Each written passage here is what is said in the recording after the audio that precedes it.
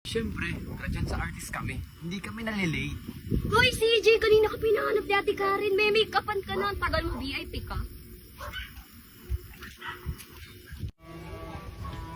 Of course! Dyan sa artist kami. Siyempre, laging kumpleto yung damit namin na gagamitin namin sa set.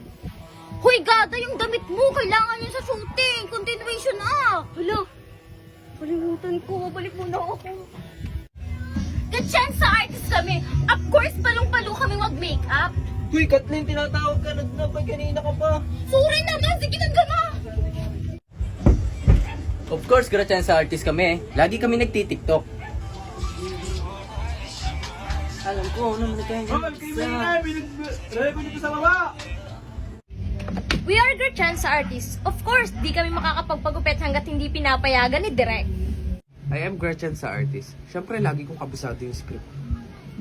Teka. Teka rin, parang mga cellphone. Nalimutan ko sasabihin ko. Bawal magbasa ng script sa cellphone.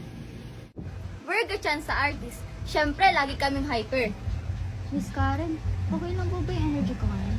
Grabe naman, hindi mo naman.